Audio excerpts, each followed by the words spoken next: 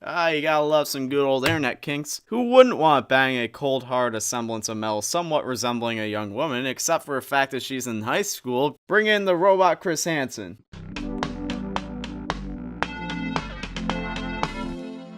Hello everyone, welcome back to Let's Talk with Tom. I am your host, Tom. Nickelodeon has had some disappointing shows, but it's also had some home runs. And thank God this is the latter. My Life as a Teenage Robot was a great show created by Rob Renzetti. Some people like to say this is lost media, since we aren't talking about it constantly. But who honestly forgot this show? Who? This isn't lost or forgotten. We all remember it. It's just we don't really have that much to say about it. It was what it was, and it's now we've moved on. We just ain't clamoring to talk about it, because there's only so much you can say in retrospect. But hey, I'm gonna say what I can. Something that's kind of cool about this show is it's pretty easy to find the original pilot called My Neighbor Was a Teenage Robot. The pilot was aired on Fred Araire's Oh Yeah Cartoons network, which was a network used to kind of trial run cartoons and get some data on how the audience feels about certain shows, and decide if they want to run with production on certain shows. The pilot was pretty much the first episode of My Life as a Teenage Robot, except the art style was kinda... But beyond the pilot, one of the most standout aspects of this show is the art. The colors, the shapes, the simplicity, the way the objects are presented against their environments. It looked nothing like real life, but it still looked good. It didn't have to look like real life. It's a cartoon. The show's main character is a robot girl named Jenny, often referred to as XJ9. Her mom/creator is Dr. Wakeman, a batty old woman whose most intimate relationship is with a piece of artificial intelligence that she created. Jenny's best friend is an average white guy named Brad, who has a mischievous, masochistic, and sadistic younger brother named Tuck. Sheldon is a creepy nice guy who seems to have something in common with a lot of the fans of the cartoon. Britt and Tiff are popular and automatically mean by the fact that they're popular. Sorry, I don't make the rules. Also, one of them is white and one of them is black. Guess which one is voiced by Cree Summer? Did you guess the black one? Well, now you're racist. Sorry, I don't make the rules. The idea of the show is that Jenny has to balance being a teenager with being a superhero robot. And she has to be a superhero robot because for whatever reason, this town is it just attracts danger. It attracts every bad guy. I know that there's the Cluster, which is the extraterrestrial threat out in space that sends robots down to fight, kind of like in OKKO, you had Lord Boxman, who's constantly terrorizing the plaza. That's the Cluster in this scenario. But there's no city in the world. Even with that, even when you take away the Cluster, there's not a city in the world that has this much danger. And that's coming from a guy from Detroit. Then there's this girl named Misty, who's a hero for hire, and she's oh well, I'll only help towns that pay me, so if you ain't gonna pay me, I'm not gonna help you. I'm just gonna go to the next town, and then they'll pay me, which implies that this isn't just happening in this one town. This is just a worldwide thing where there's just constantly giant monsters and aliens coming and trying to destroy everyone. What reality is this? What hellish reality is this where there's this much danger? This is too much. This is unrealistic. I don't know, man. It's a cartoon. I'm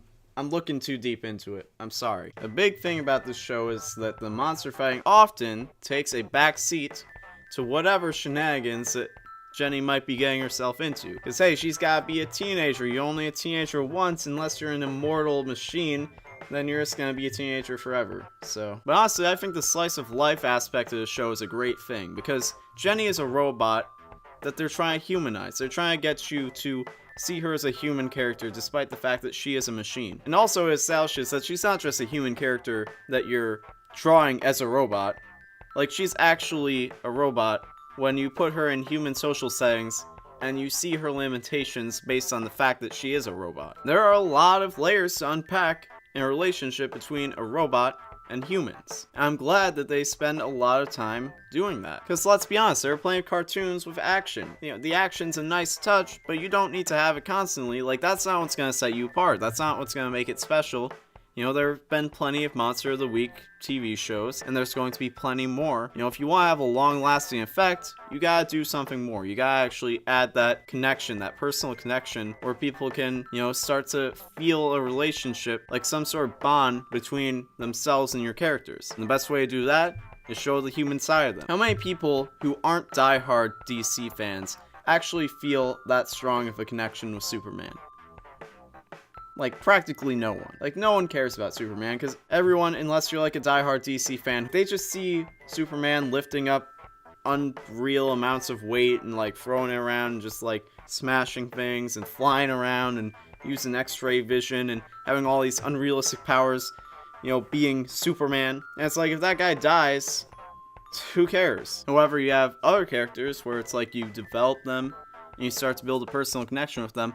For example, let's say The Last of Us, a video game where you're on an adventure and there's a lot of action, but most of the game and the story is based on building the relationship between the player and the characters. And then when a character dies, that hits you hard. And yeah, you can say this show isn't that revolutionary because there's plenty of fish out of water cartoons where characters have to deal with xenophobia and self-image in the same way that XJ9 does, but this show is also creative with it. Like, how many shows have sent a high school girl back to kindergarten because she was created 5 years ago, but was created and built as a teenage girl? Like, if you know of any, tell me in the comments, because I can't recall any other show doing something like that. Or think about how often they would explore the software capabilities of Jenny and how it would like coincide and affect her artificial human intelligence. Like, they were doing things that were different. They were doing things that other shows weren't doing because they had a concept that they could do that with. Like, honestly, I think it would be a huge injustice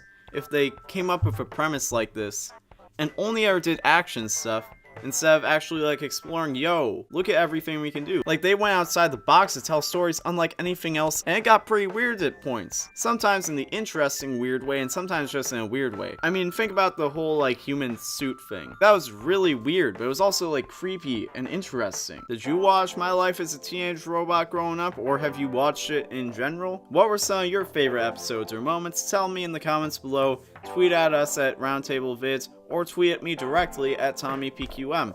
Anyways, my name has been Tom. This has been a show on the Roundtable, and I'll see you next time.